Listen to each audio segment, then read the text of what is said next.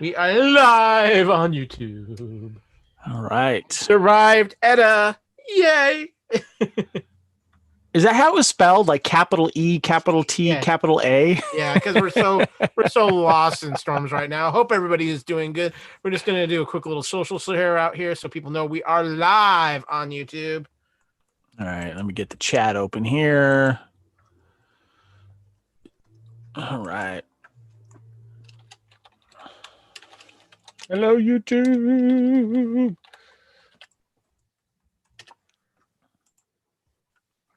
What are we doing? Are we doing Culture Clash tonight, or are we doing Couch Potato Theater? What are we doing? Some about some football game, and not the one that Adam O'Brien says is all the plays without helmets and stuff like that. We're not idiots like that. Yeah.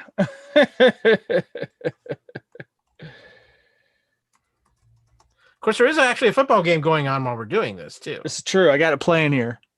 Hey, yeah, thank you, Amazon, for doing that. Hey, we got some friends in the chat. We've got Nathaniel and we've got Jen. What's up, guys?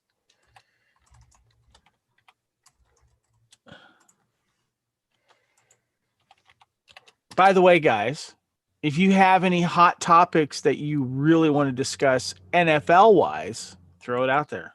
We'll see if it trumps something we have. Kevin, I put some shares out for you. I tagged you in them so you can just share it from them. Coolio. Yes, I am starting Ryan Tannehill in fantasy tonight because Patrick Mahomes is on his bye week. That's a good start. Yeah, he already threw one touchdown. Why do I have these posts from this guy with all these two cute cats? I mean, what's going on here? You mean Tummy the Long Tail? Tummy the Long Tail. Oh, jeez. Yes, in fact, when I left, they were watching the game. No, they're not. Yeah. Oh, they were both looking at the TV, probably trying to think, how can we get that little brown dot on the screen? Nathaniel says yes. There was some weather issues at Kyle's in Florida, which we're hurricane central. Yes. So yeah, we had to delay it today. So yeah, basically, tropical storm hurricane Edda hit near my home in Tampa Bay, and all night was causing my power to go in and out because that's what hurricanes and tropical storms do. So, but everybody's okay. We're doing well. So, all's okay here. We're all fine.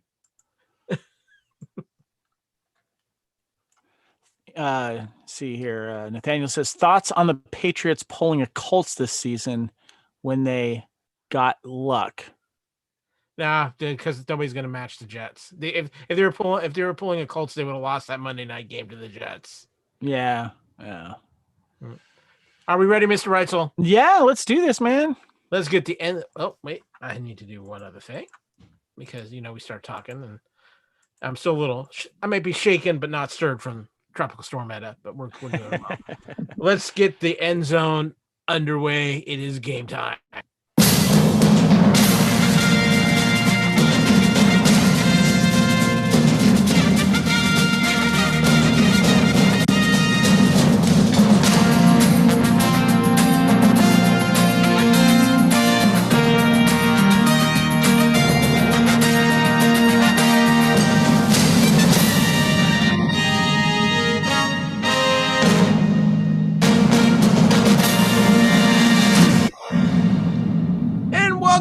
Zone. Yes, a day late, but not $1 short. Of course, we were delayed because of Tropical Storm Edda down on my end. It's all my fault. You can blame me. Little power issues can be kind of hard to do a podcast when your power cuts out about every 5 to 10 minutes. 70 mile an hour. That's not good. Not good.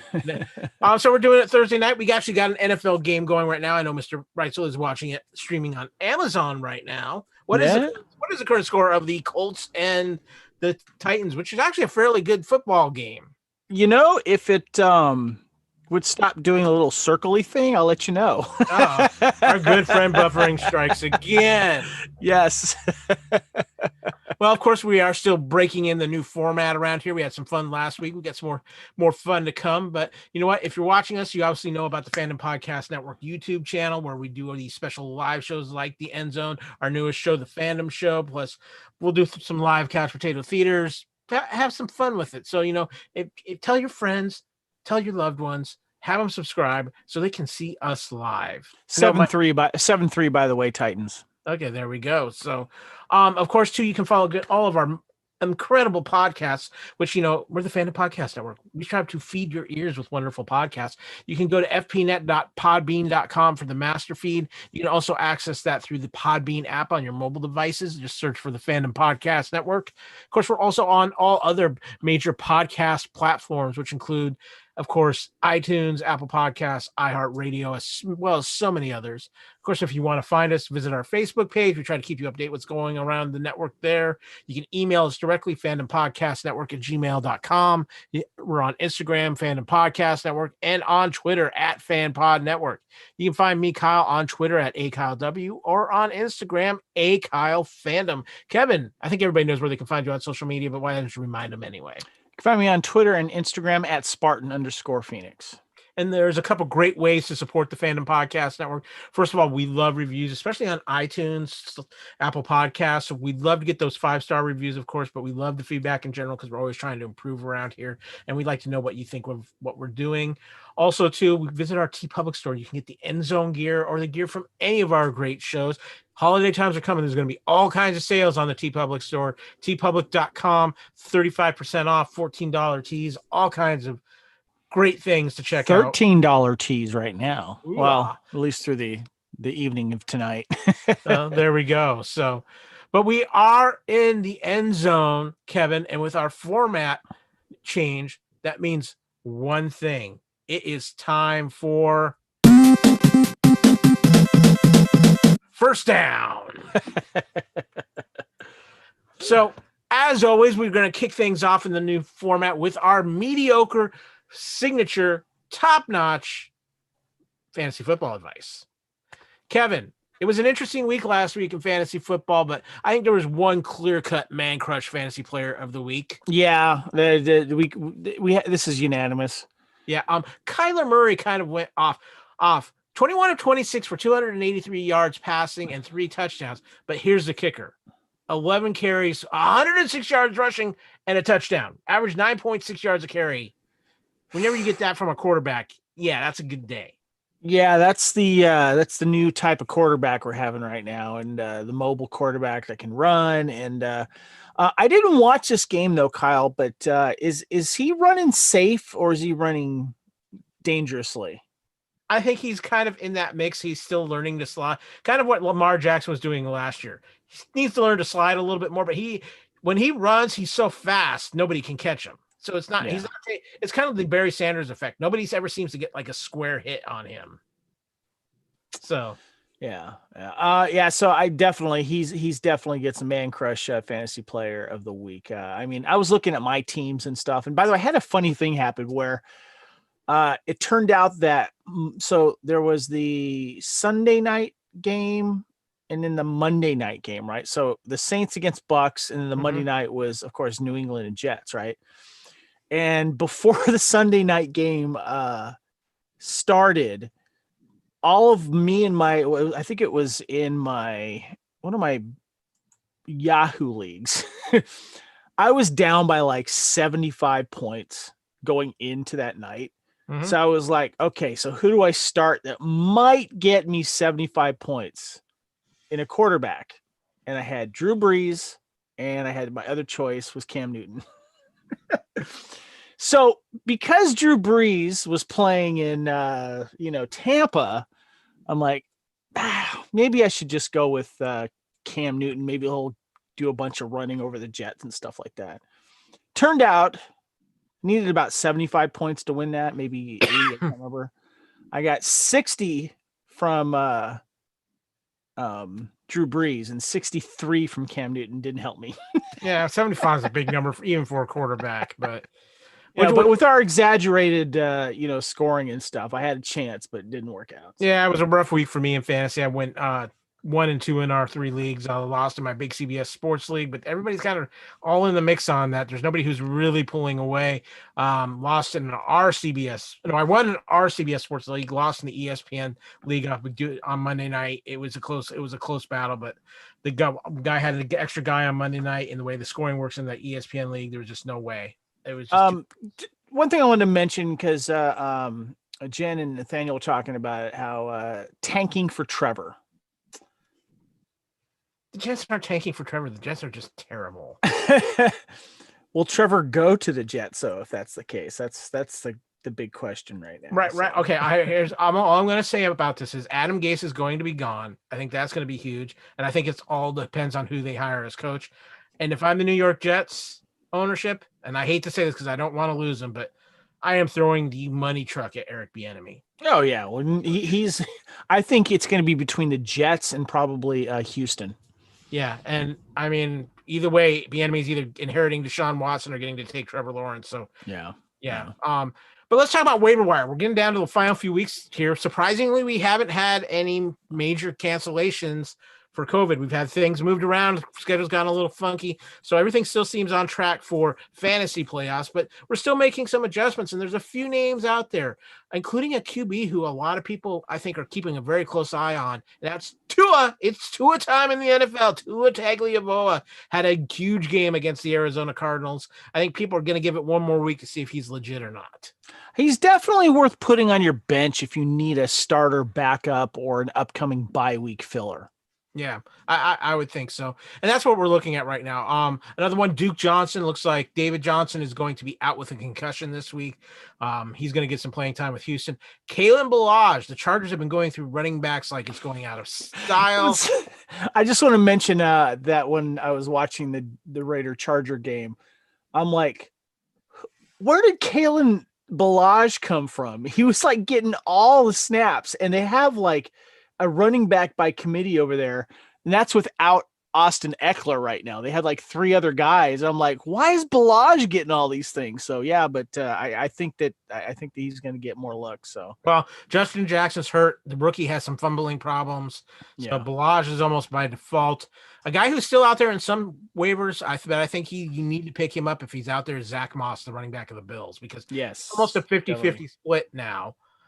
Another team that has a serious injury situation at running back is the Miami Dolphins. Myles Gaskin, who's been solid this season as a starter, is still on IR for 2 more weeks with an ACL sprain.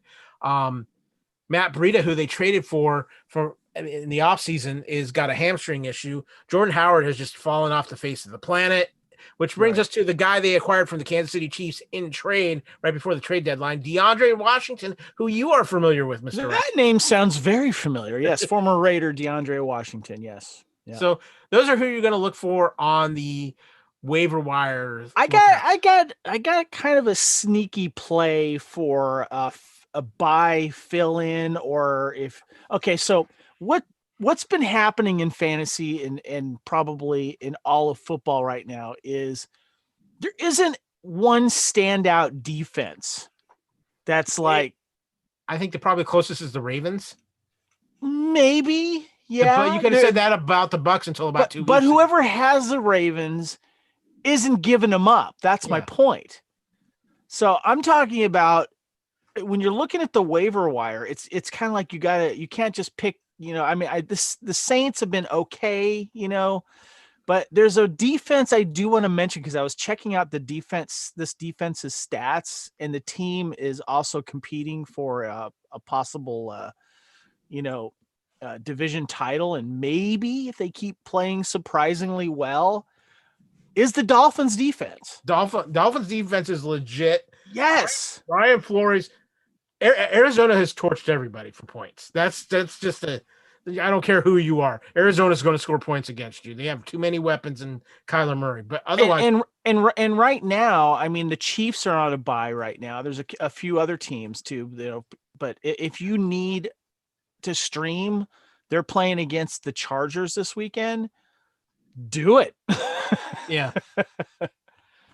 Yeah. So no, very, very, very, very good point on the Dolphins. But Kevin, let's address some NFL hot topics. So okay. All right. right out of the gate, it's been a while, but injuries, and injuries have surfaced again. Kyle Allen went the Dak Prescott route. Had a really nasty, not quite as nasty looking as Dak Prescott, but dislocated his ankle, had it going in wrong directions, which makes Alex Smith the default starter in Washington because they are not going back to Dwayne Haskins. Right, right. And as happy as I am for Alex Smith and the comeback story, every time he goes back to pass, you panic. You're like, please, don't let anything happen. And Yeah, so it's good that he's back to.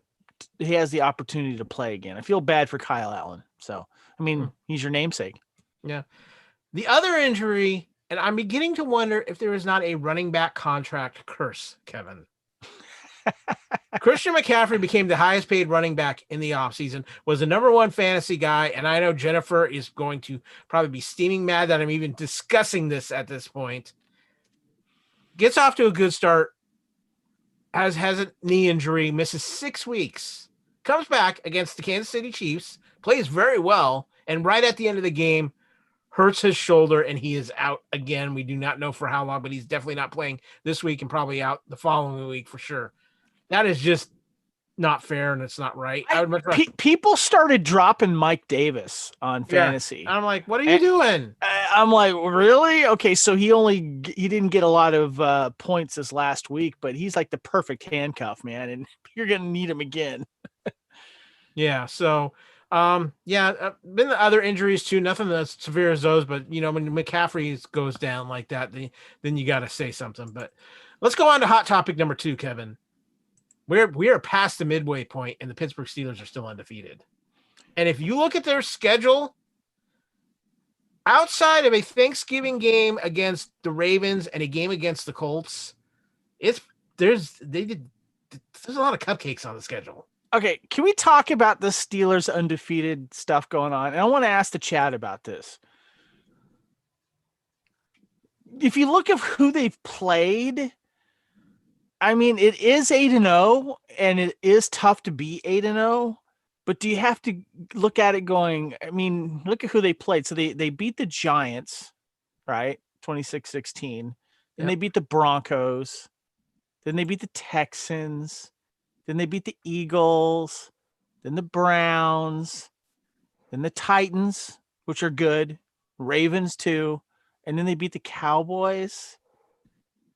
I mean, looking at that schedule, I mean, yes, they're 8-0, but are they as good as, their record shows? Or, I mean, they have a pretty good schedule. Okay, so let's look at what they've got remaining. This week they have the Cincinnati Bengals. They should win that game, but the Bengals have been frisky. Joe Burrow has been playing well. Yep, they did knock off the Titans. Jacksonville is a disaster area. Jacksonville's turned into a dumpster fire. Yep. Thanksgiving night, the Baltimore Ravens. This could be, but they already beat Baltimore once, and that was in Baltimore. This one's going to be in Pittsburgh. So there's that. Then they have the Washington football team. Yeah. Then they got the Bills. Well, Bills could be a trap game. I think a lot of people were surprised with what the Bills did this past week. Then they have the Bengals again. Then the Indianapolis Colts. And here's the kicker one. Week 17, the Cleveland Browns. You know that Cleveland would probably at least man up and say if Pittsburgh came into that game undefeated and they're resting a bunch of players, Cleveland's going to man up and say, hell no, we ain't letting the Steelers go undefeated. Okay, let's just put this out here right now. Let's go ahead and unless something act of God happens and they lose all their next 8 games, Steelers are making the playoffs. Yeah. Let's talk about them when they get to the playoffs and see how things go. Yeah. Because I'm just saying the teams that they're playing are not playing well. Yeah. The majority of the Ravens, yeah. Yeah, and so it would seem like their schedule could have been tougher than it really was. So I'm just putting that out there. We'll see. Yeah. They're good, yes, but let's see how they do in the playoffs. Let's just go into there. So, by the way, say hi to my buddy Cat. What's up, buddy? How you doing, man? What's up, Cat? Hot topic number 3. Yeah, we're going there. COVID, because COVID has been spreading in the NFL like wildfire the last week. Like it's spreading across the country. Yes, it's been spiking very badly. A lot of players are going on the COVID list, but then ending up playing, and people are going like, "What the heck is going on?" So I just want to give a quick explanation how the COVID injury system works. When a player is believed to have been exposed to COVID, they must be put on the COVID injured reserve. What this allows for is a team to move a player from their practice squad while that player is on that list, so they can fill out their roster. Now, a player must pass 3 tests during the week to be removed from the COVID list. Hold on. Go back to why they would be on the COVID list if they didn't necessarily test positive for it. What are other reasons why they would go on it? If they were in exposure to somebody who did test positive for COVID. Like if they were, what do they call that? Like threat. Yeah. Threat yeah. of, I guess. I'll give you an example. Pittsburgh Steelers this week. Tight end Vance McDonald did test positive for COVID.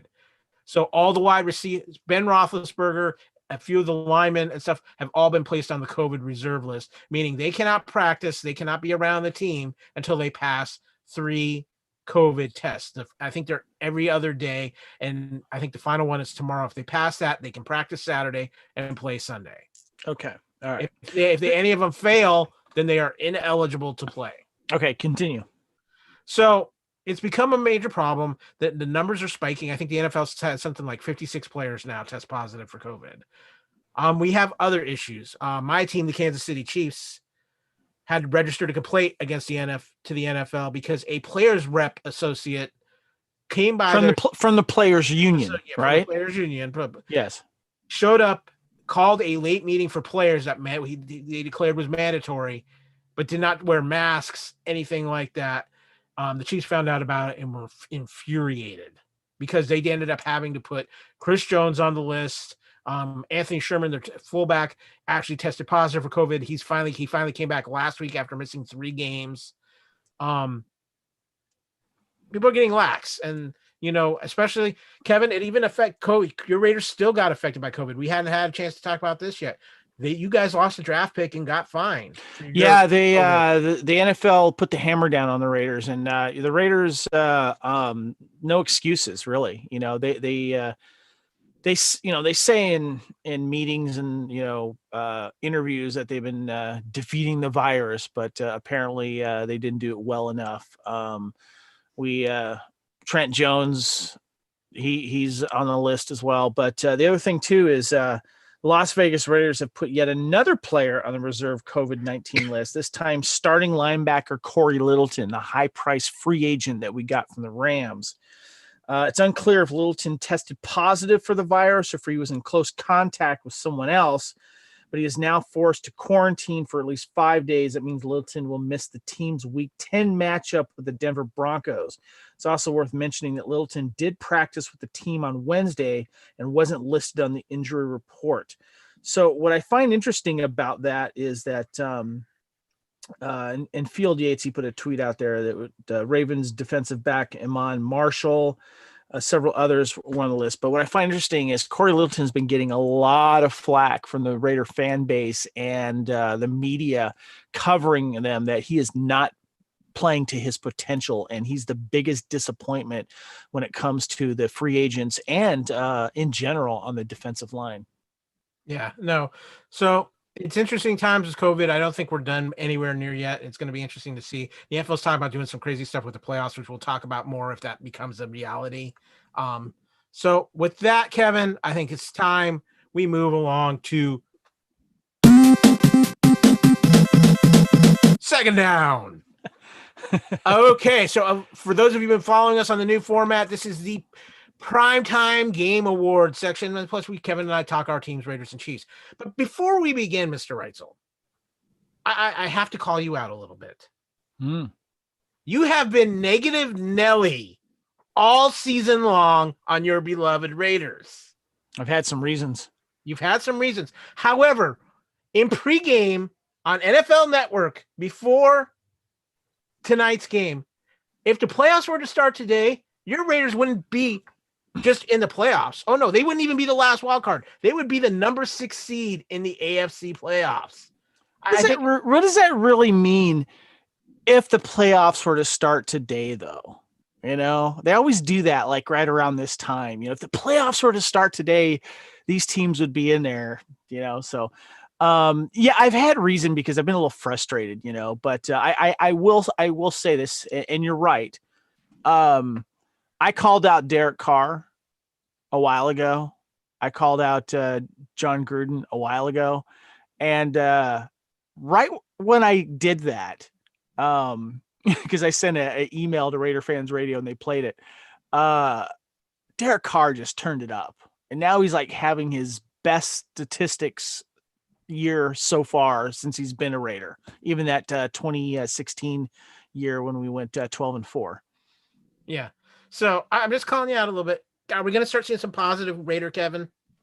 Well, it's.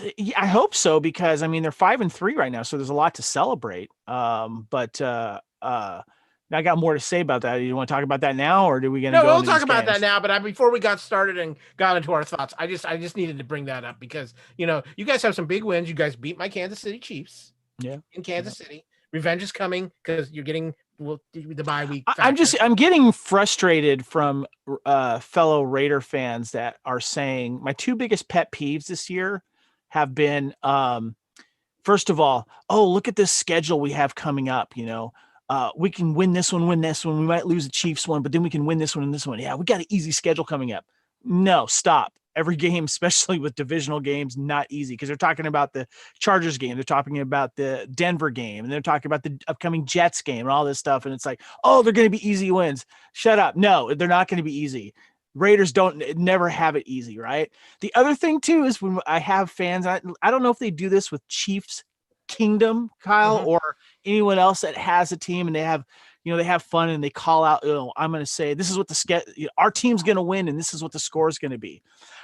It annoys me that Raider fans will go like, yeah, the Raiders are going to beat the Denver Broncos 40-19 or 32-21.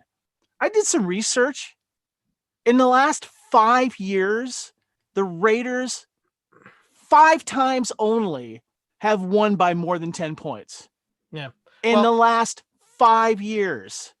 let's talk about So that's a point because let's talk about our primetime game nominations, Kevin, because that proves the point that the blowout in the NFL is a very rare thing, truthfully. Because let's look at our three nominees for primetime games. Number one, the Dolphins and Cardinals put on one of the most entertaining football games I've seen in a while. And part of it was because you had rookie quarterback Tua Tagovailoa playing really well, and of course Kyler Murray being Kyle Oh Murray. yeah, yeah. These two teams are young, up and coming teams that are exciting to watch and play a fun brand of football. They still have holes on both teams, still have some holes, but these are two teams that are going to be in the mix and only going to get better, Kevin. And they had one hell of a football game, especially because it was an afternoon game in Arizona. So not a lot was the way the NFL has been. There's very few afternoon games anymore. And yeah, this was fun to watch. Did Tank for Tua work out? They Yes. didn't, yeah. Well, they didn't really even tank for Tua. Game number two. Your mentioned Raiders coming down to literally the last game of the last play of the game. And I'm going to tell you, I knew you were stressing out. I know you had the defibrillator ready because this was a crazy football game. And luckily, the Raiders got the benefit of the Chargers being the Chargers. The Chargers charged the game away. Is that why the Raiders won? Well, when you drop the last pass, which you should have caught in the end zone. I'd like to give a little credit to our corner that finally got to start because of our horrible injuries we've been having all year, and the tight end. I'm forgetting the Chargers tight end. That was Hunter is like, Henry. yeah, he's like 9 feet tall or whatever Yeah. it is. And they went to both those guys in the corner, hoping to beat out our young corner. And each Isaiah Johnson is his name. Yeah, Zay Johnson was able to break up the first pass and disrupt the guy just enough to where we thought it was a catch. Everyone thought it was a catch until they showed that one view. See, I watched it on Red Zone, and I was like, he didn't catch it. Even from the first view. I'm like, that ball hit the ground. And Well, here's the thing: they showed that angle first, and I was going like, "Wait a minute, is that a catch?" I'm not sure. But then they showed every other thing first. And what's very funny, I don't know if you were watching the Oh game, yeah, Kyle, because I was. I saw that part on Red Zone because we didn't get the Okay, game so what was broadcast very down here. funny about that was that there was no crowd there, right? Mm-hmm. But you heard the piped in noise, Yeah, right? Then they finally showed that one definitive thing that he did not catch the yeah, ball. And then, obviously, as soon as they showed that, you hear the announcers go, nope, that's incomplete pass. And then you heard the Raiders going, yeah. mm-hmm. Okay, so here's the crazy thing. So I'm watching Heart this. attack, man. It looked like a catch at first, but it was So not. I'm watching this, and when the play first happened, I'm like, oh, that's incomplete. And then they ruled it a touchdown. I'm like, oh my God, I'm hearing Kevin Murphy and every other Raider fan. The conspiracy is in. They're losing their minds. And then they start showing the replays. And I'm like, you cannot tell me they don't have a replay of this ball hitting the ground that I just saw. And I'm like, oh, if they don't have that replay, the Endzone podcast is going to be an hour of Raider conspiracy. I was sick to my stomach going, this is the way the Raiders are gonna lose this one. And because it's like, but they were playing the Chargers, and The Chargers but I was proud of the Raiders, and Derek Carr balled out in that game, yeah. man. I was so proud of him. You're the thing is your Raiders offense is playing wonderful. They still have work to do on defense. A lot of work to do. Yeah. And it's been sad because we've had so many injuries on both sides of the ball. Our starting offensive line has not been together. We've been patching people in and out, and it's been a mess, actually man. feel for you. I want to mention though real quick too, Kevin. The day Justin Herbert breaks this for the Chargers, and I think he's going to this finding ways to lose.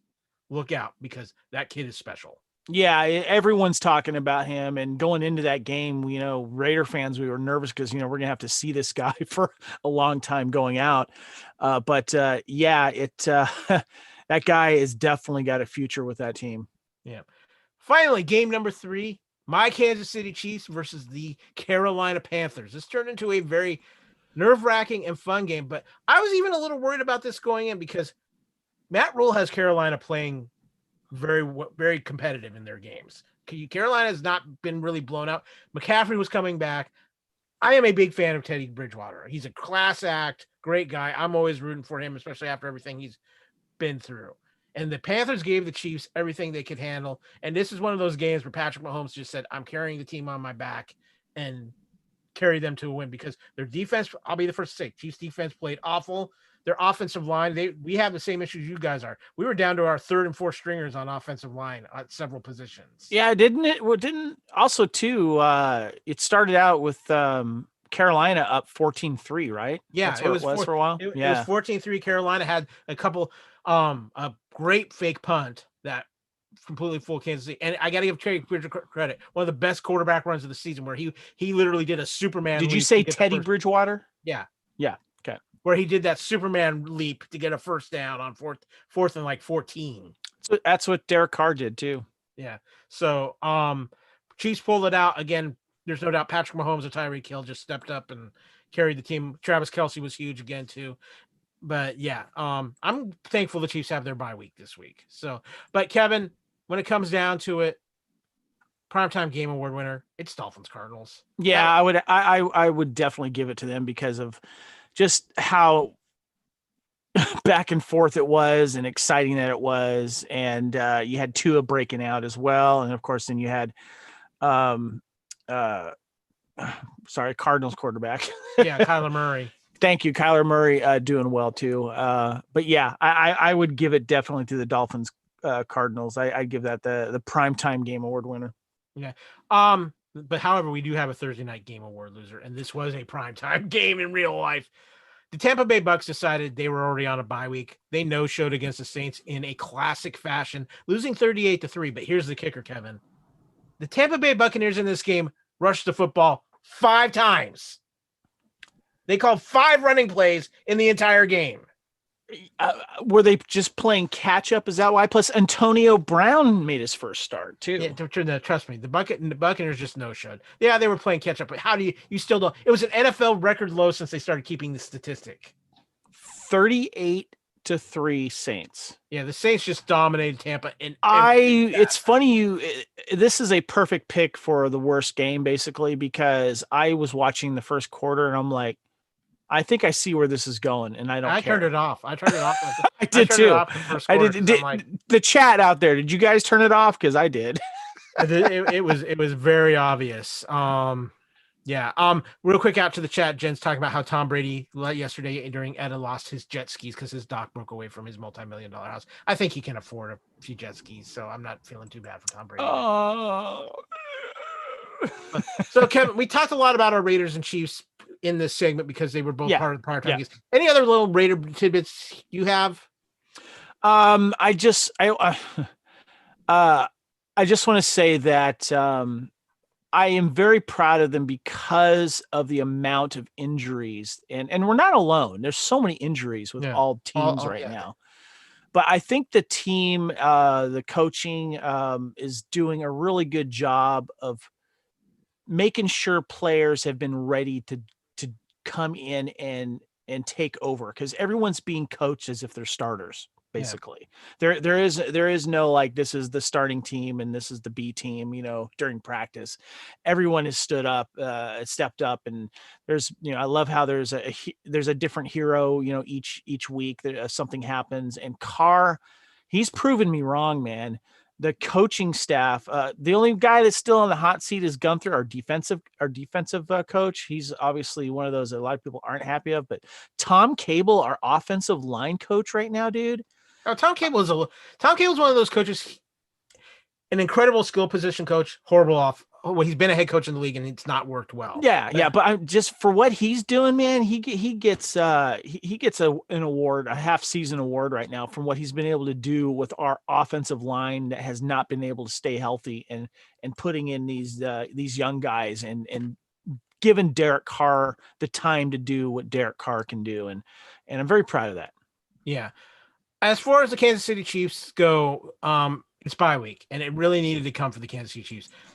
The offensive line is an injured wreck. And they have a couple of guys who've missed the last few weeks, and it's shown. One good thing that's come out of it is they found an offensive lineman who's kind of a road grader, which is something they needed, especially after some injuries hit, and Joe Allegretti. But they have missed Mitchell Schwartz at right tackle, who hasn't been right since about the third game of the season. Turns out he's had a back injury. This is a guy, Kevin, until the season had played every snap of his NFL career. A lot of respect for him. They're hoping he'll be back after the bye. Sammy Watkins should be back from a hamstring injury after the bye. A little bit of a chance to get more of Le'Veon Bell worked into the playbook as well.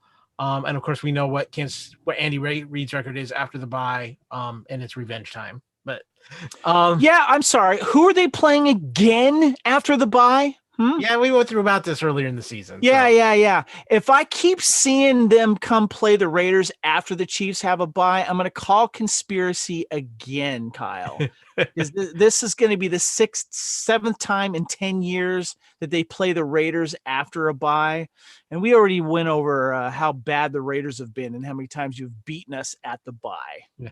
A couple other things. We're getting some injured defensive players back. Right. Last week, we got one of our rookies, Mike Dana, who's been a really big help to us at linebacker.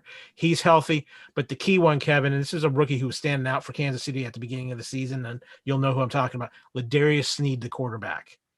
He had a couple of interceptions, was shutting people down, broke his collarbone in the third game of the season, is going to be back for the Raiders game. There's going to be a big boost to secondary because they've had. We're hoping to get Incognito back by then, and Arnett as well, our young corner who's been injured for a while. So with that, though, I mean, that kind of covers what's going on with our teams. But Kevin, we're not done with this down yet, because it's time for the fun part: the teams versus the bye this week. The Rams versus the bye. Rams win. I'm giving it to the Rams. Rams. Yeah. Especially since this coming week, they play the Seattle Seahawks. The Cincinnati Bengals. I'm actually going to have the Bengals win against the bye because they are improving. Joe Burrow has been phenomenal for a rookie quarterback this season with that horrid offensive line. They've stayed in every game. They've never been really blown out. So I think the Bengals beat the bye this week, Kevin. Yeah, I would agree with you on that. Yeah. Next up is the Philadelphia Eagles. The bye kicked their butts. Yeah, I would say that. Yeah. And finally, the Cleveland Browns, who I'm sorry, Baker Mayfield find a way to lose. The Browns lost to the bye. Yeah, I think so. Definitely. Yeah. Yep. However, big thing for the Browns, Nick Chubb coming back from injured reserve this week. That's huge. I know a lot of people that have drafted him. So, yeah. So, well, we're going to hit halftime here real quick, which means we're going to play for you the latest Fandom Podcast Network promo so you guys know what else is going on. Can we get J-Lo to perform instead with Shakira? I'm fine with that, but I don't think it's in the budget. Oh, okay. I hear the weekend is. I was going to say the weekend was available until earlier today, and then the NFL snagged him up too. Who? The weekend. I don't care about that guy. Yeah, I know. Kevin, how do you go from J-Lo and to the weekend? because it was announced today he's performing at halftime of the Super Bowl. Oh, great. Yeah. Fortunately, hopefully we don't have to worry about his hips lying. That's all I'm gonna say. Yeah. I'd much rather know if. Let's go to halftime. We'll be right back after this promo. Thank you for listening. We hope you're enjoying this podcast. We like to continue to feed your ears by inviting you to listen to the Fandom Podcast Network and all of the other awesome shows we have to offer. It starts with our flagship show, Culture Clash, our weekly pop culture news podcast. Bloody Kings, our Highlander podcast. Couch Potato Theater, our podcast celebrating our favorite movies. Time Warp, the Fandom Flashback podcast discussing a year in movies and our favorite pop culture topics. Endzone, the NFL podcast. Good Evening, an Alfred Hitchcock podcast. Union Federation, our Star Trek and Orville podcast. Hair Metal, the 80s and early 90s rock metal podcast. Type 40, our Doctor Who podcast. Lethal Mullet, a 1980s and 90s action film podcast. What a Piece of Junk, a Star Wars podcast. And our newest show, Making Treks, a new Star Trek podcast with a deep dive into the final frontier with host Mark Newbold and Adam P. O'Brien. You can enjoy all of these great Fandom Podcast Network shows on our master feed at fpnet.podbean.com. Fandom Podcast Network is also on Apple Podcast, iTunes, Stitcher, Google Play, Spotify, and iHeartRadio. You can also find us on Facebook under Fandom Podcast Network. You can also email us at fandompodcastnetwork@gmail.com. You can also find us on Instagram and Twitter under Fandom Podcast Network. Thank you for listening, and remember, respect others and enjoy your fandom.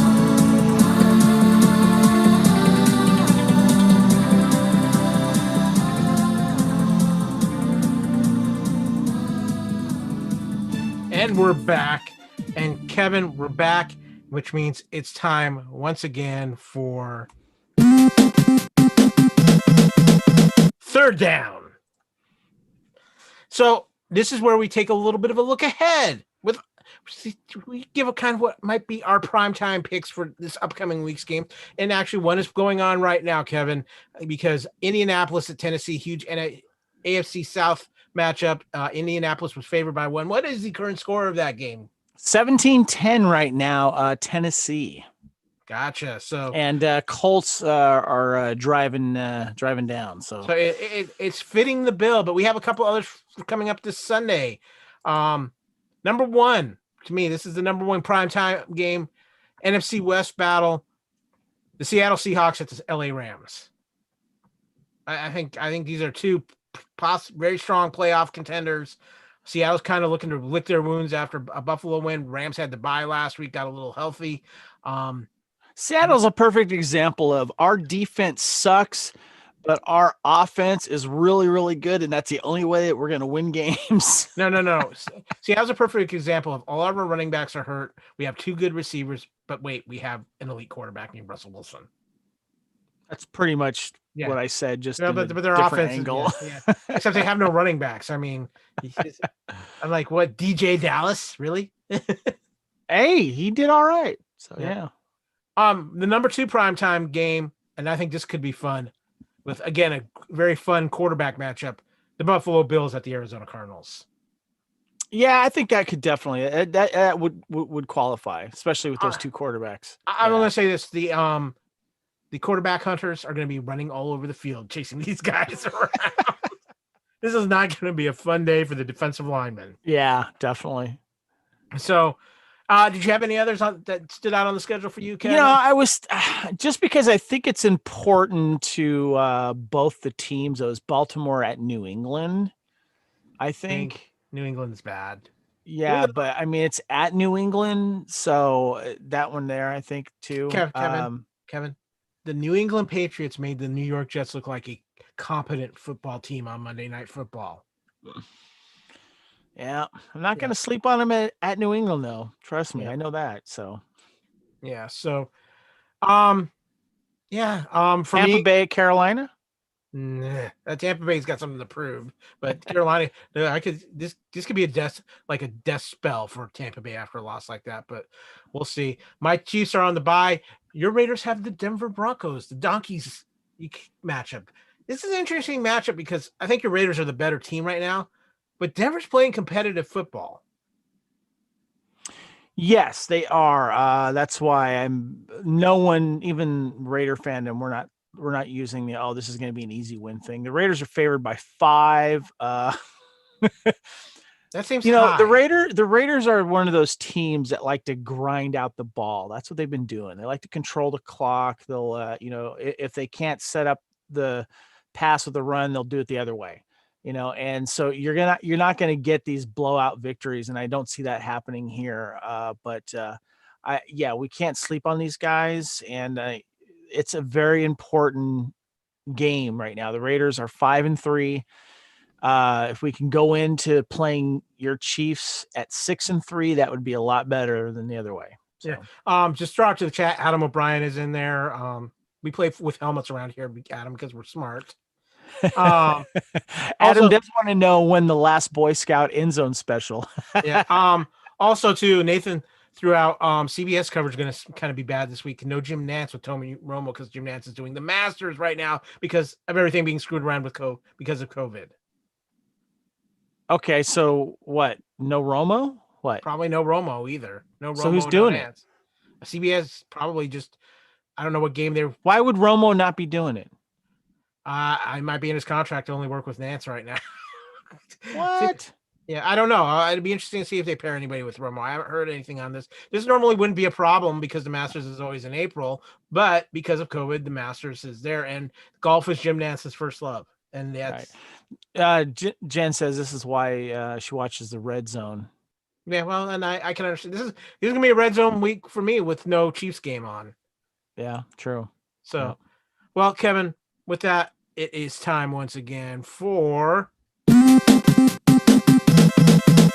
fourth down. Fourth down. Of course, which we're going for it.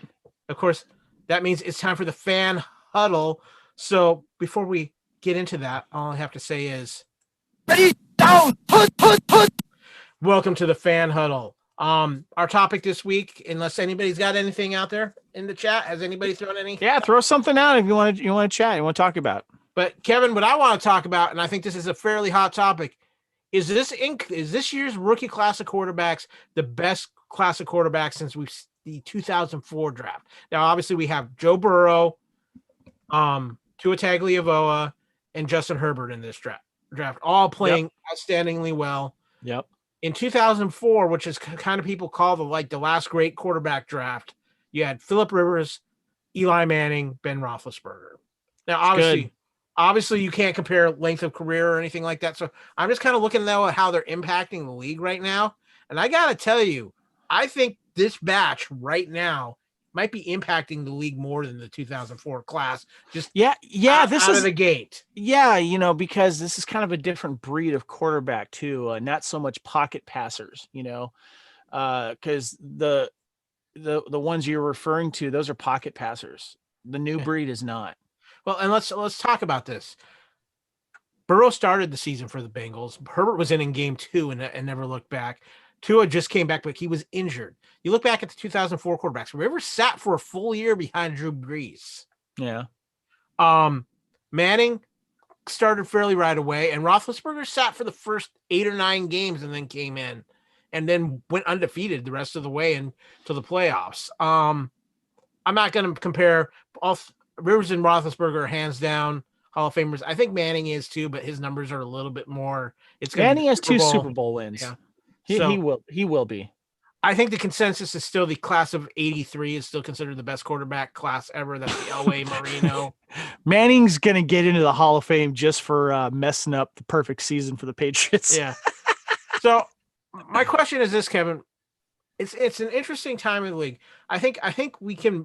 It's fair to say right now the top two quarterbacks in the league are Russell Wilson, Patrick Mahomes. Yeah. We've got an interesting group below that. Aaron Rodgers is right there in that mix, but I think he's just a little bit under, and he's on the decline. I mean, he's 38, so we've got. Let's look at that. But we've got some other good. Josh Allen is improving. I still wouldn't put him at elite level yet. Ryan Tannehill is an interesting conversation because he's really been a totally different quarterback since he got to Tennessee. Yeah, I would agree. Definitely, he's definitely should be up there. If the Raiders were to win the next two, even against your Chiefs, you got to put Derek Carr in there too. I'm not going.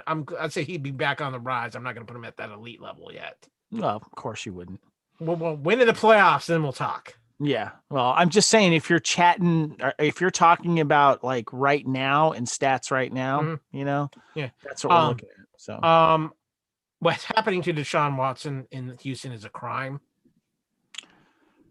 he just got paid too, didn't he? Yeah, he just got paid big contract, but they traded Hopkins, and it's just a mess down there.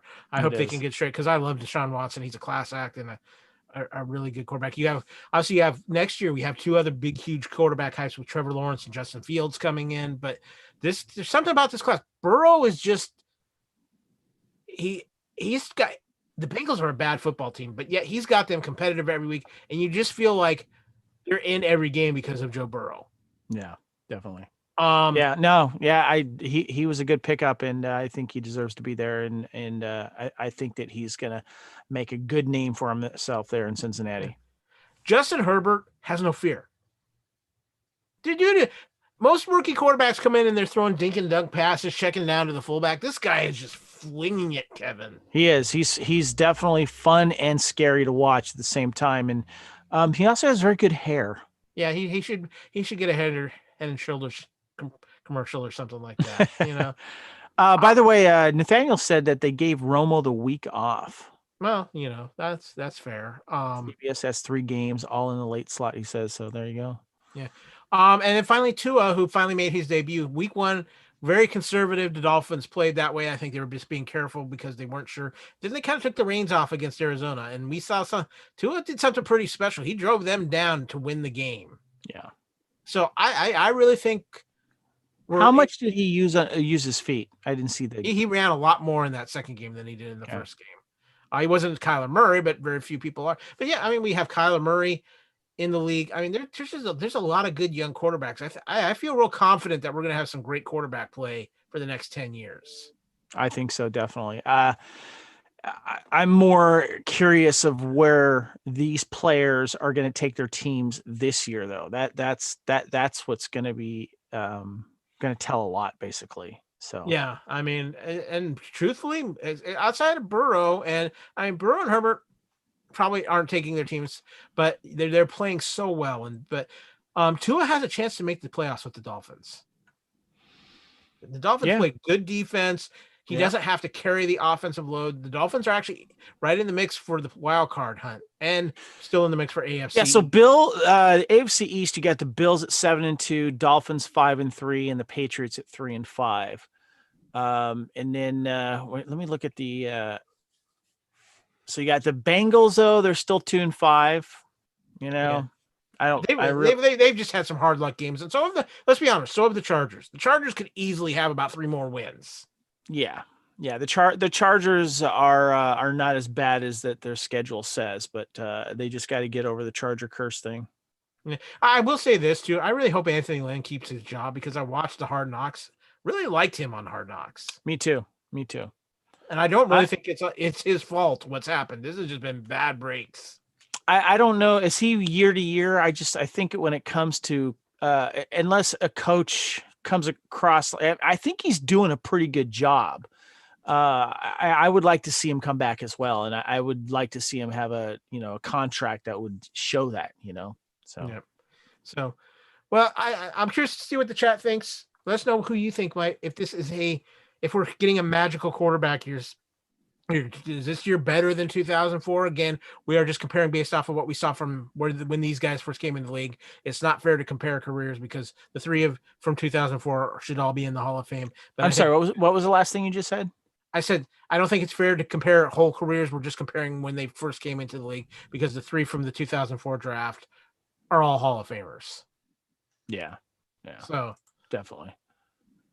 But with that, Kevin, I think we've had a very successful episode of the End Zone, and I think that gave us a touchdown.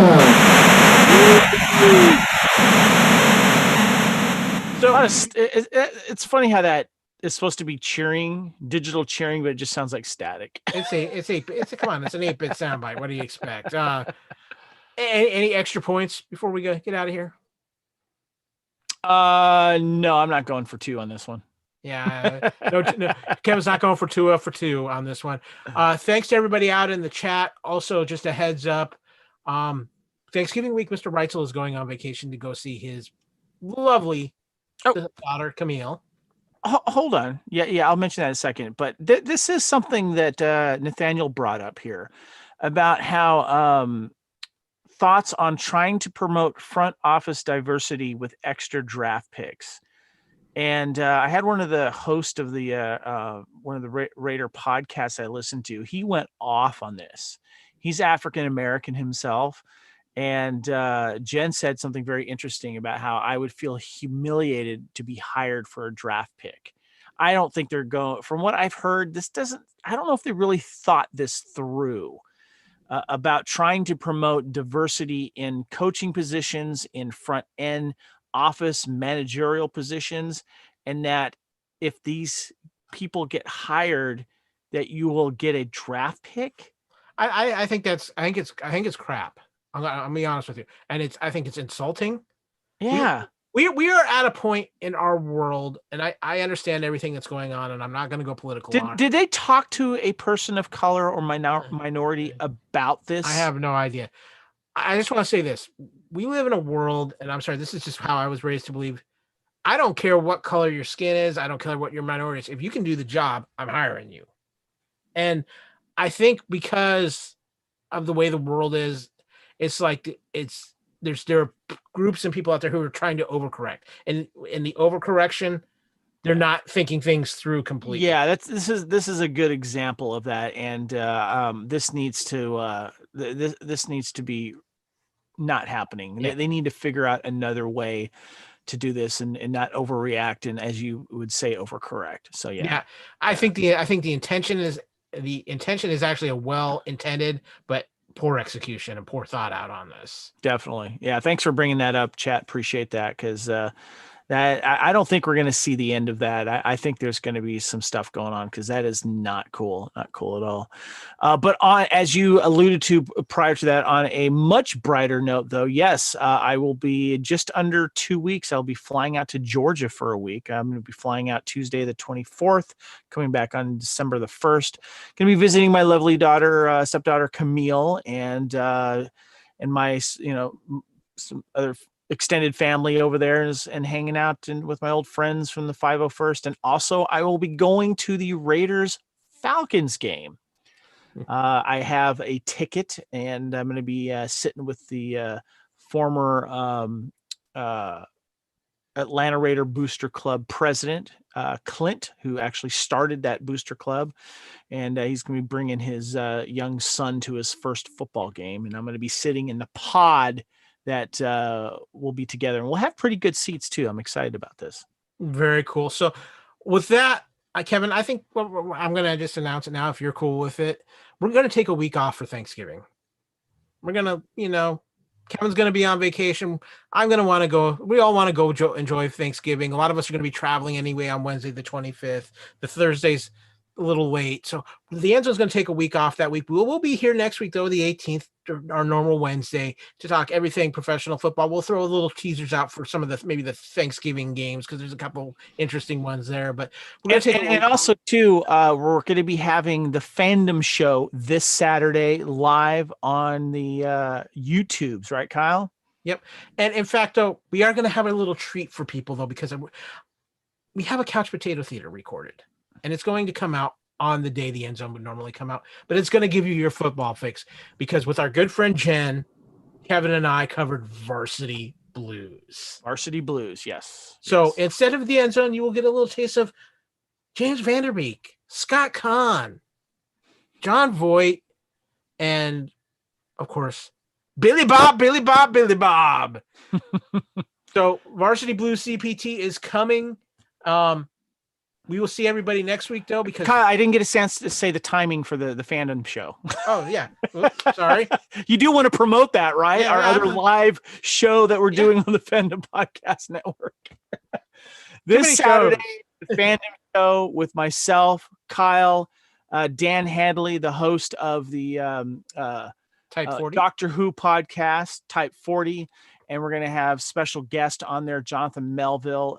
And we're going to be talking about Tremors because he did a Tremors book. And this is the 30th year of Tremors. We're going to be talking about other fandom stuff as well. But it's going to be 8 a.m. Pacific, 11 a.m. Eastern. And for you guys in the UK, it'll be about 4 p.m. UK time. So many time zones, and the TARDIS and the DeLorean are both in the shop. It hurts. Just saying. There's no magical time travel football. I'm sorry. Thanks, chat. Appreciate you hanging in there. Yeah.